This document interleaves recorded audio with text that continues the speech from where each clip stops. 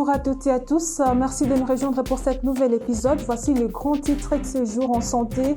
Les femmes et les enfants victimes de la malnutrition ne recevront plus l'aide du Programme alimentaire mondial, faute d'insuffisance financière en politique.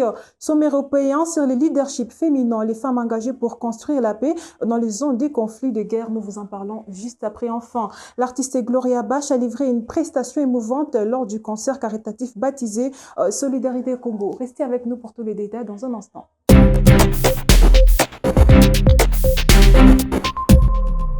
En Afrique du Sud, manifestations contre les violences faites aux femmes. Environ 200 personnes se sont rassemblées vendredi 11 avril à Pretoria, sur la pelouse située au pied des bâtiments de la présidence pour dénoncer la recrudescence des violences faites aux femmes dans le pays. Un appel fort est joué dans un contexte où de nombreuses voix ont réclamé sécurité pour toutes les femmes. Nous vous laissons regarder. La violence sexiste continue de déstabiliser l'Afrique du Sud.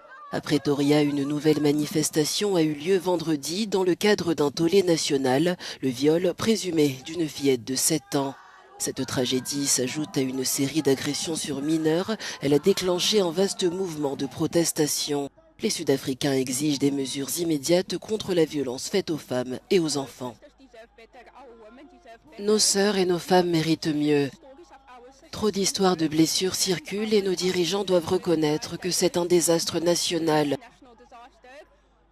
Une fois ce problème admis, nous nous sentirons plus en sécurité. Nous pourrons chercher des solutions pour un avenir meilleur et plus sûr.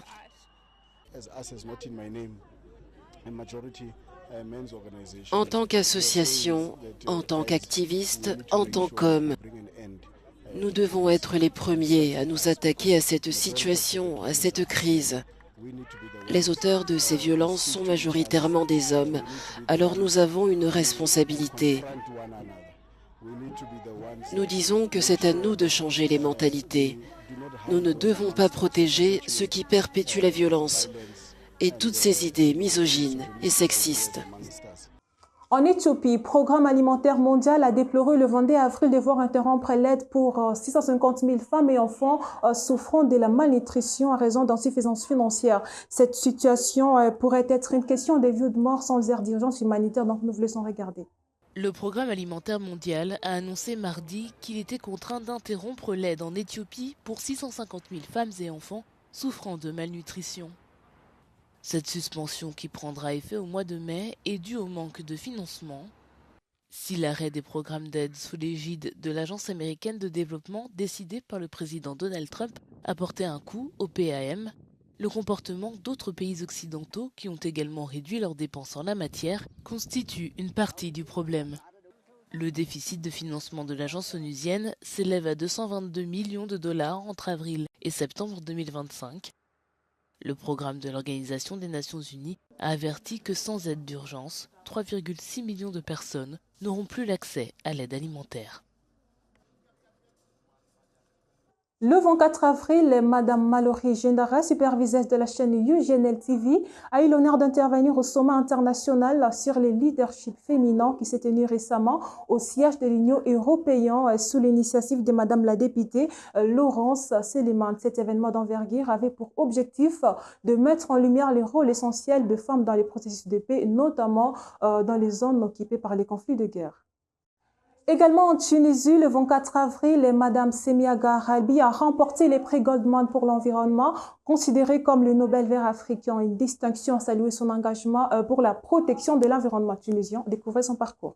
Elle vient de remporter le Nobel vert africain. C'est une activiste et scientifique tunisienne qui s'est battue contre l'importation de déchets venus d'Europe. 5 choses à savoir sur Semia Gharbi. Elle milite contre l'exportation de déchets vers son pays. Semia Gharbi met alors en place une campagne pour dénoncer un système corrompu qui permet d'importer illégalement des déchets non recyclables en Tunisie. Une démarche contraire aux traités internationaux signés par Tunis. Elle a fait tomber un réseau de trafic de déchets. En 2022 et après plusieurs mois de lutte, les gouvernements tunisiens et italiens ont annoncé le renvoi de 6 000 1000 tonnes de déchets vers l'Italie. C'est une victoire pour Semia Gharbi. Elle est spécialisée dans la protection de l'environnement. Semia Gharbi est une scientifique tunisienne initialement spécialisée dans la recherche sur les pesticides. Elle enseigne et milite pour une meilleure protection de l'environnement dans son pays, la Tunisie. Elle a créé une association d'éducation à l'environnement. En 2011, elle crée l'association d'éducation environnementale pour les futures générations pour sensibiliser la jeunesse aux questions environnementales. Elle vient de remporter le prix Goldman pour l'environnement. I encourage you to become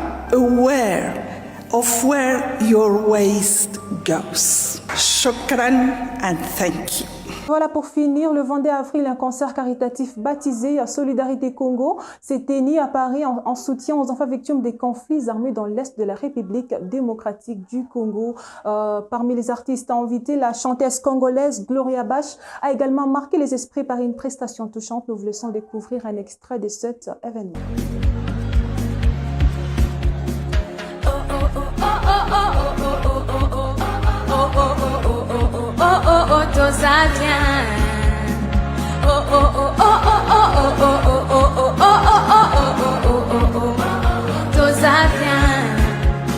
Ni banani tena kuko maneno mingi basa tusema si kazi ya kinywa kusema basi kudanganye tunaishi kwa neema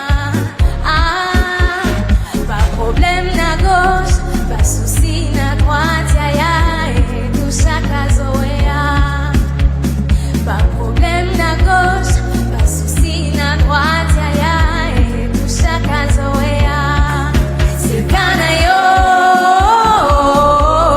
atana basi lobi eko simba sikana yo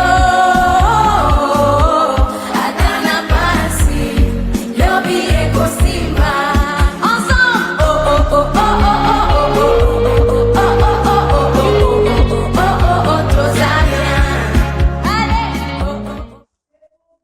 Et voilà qui met un point final à cet épisode placé sous les signes de l'engagement et de l'inspiration féminine. Madame, messieurs, on vous dit merci. On se retrouve à la prochaine épisode, toujours dans l'UGNL Actu.